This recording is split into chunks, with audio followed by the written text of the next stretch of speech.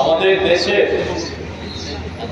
সংবিধান প্রণেতা Bharat Ratna doctor B.R.. আম্বেদকরের ১৩৬তম জন্মদিবস আমরা আমাদের সংগঠন ত্রিপুরা তফসিলি জাতি সমন্বয় সমিতির রাজ্য কমিটির তরফ থেকে এখানে উদযাপন করছি। আমি প্রথমেই বাবা সাহেব ভীমরাও আম্বেদকরের প্রতি আমাদের সংগঠনের তরফ থেকে আমার নিজের তরফ থেকে শ্রদ্ধা জ্ঞাপন করছি। আপনারা এটা সবাই জানেন, আমাদের দেশের সংবিধান প্রণেতা ডক্টর বি.আর. আম্বেদকর যে সংবিধানের উপর ভিত্তি করে আজকে আমাদের দেশ চলছে, এই সংবিধান আমাদের দেশের সার্বভৌমত্ব, সমাজতান্ত্রিক, ধর্মনিরপেক্ষ, গণতান্ত্রিক, প্রজাতন্ত্র রাষ্ট্র হিসাবে গড়ে তোলার জন্য এই সংবিধান রচনা করেছে। এই সংবিধানের মধ্যে দিয়ে সমস্ত অংশের মানুষের সমান অধিকার, কথা বলার অধিকার, তার ধর্ম, উপাসনা, সমস্ত কিছু মত প্রকাশের স্বাধীনতা এবং ব্যক্তি স্বাধীনতা ও মর্যাদাকে প্রাধান্য দিয়ে আমাদের দেশের ন্যায়, স্বাধীনতা,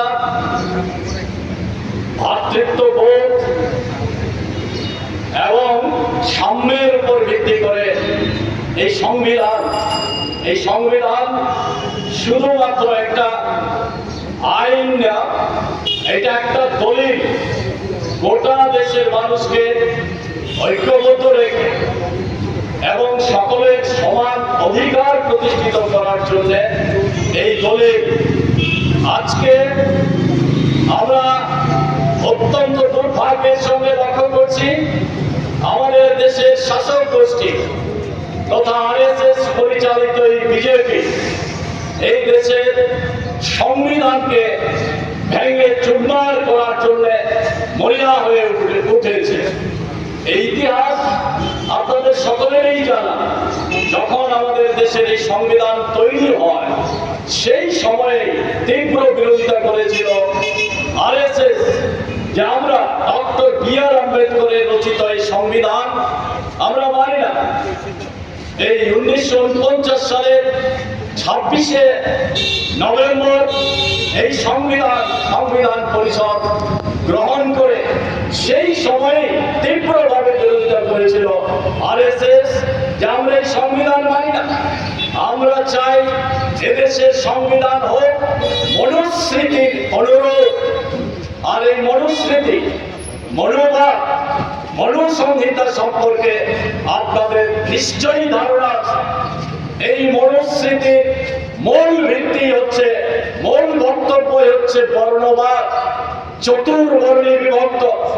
আর এই চতুর্বর্ণের মধ্যে সবচেয়ে নিম্ন স্তরে রাখা হয়েছে শূদ্রদের, যাদের আজকে তফসিলি জাতি, তফসিলি উপজাতি, ওবিসি, পিছিয়ে পড়া সম্প্রদায়।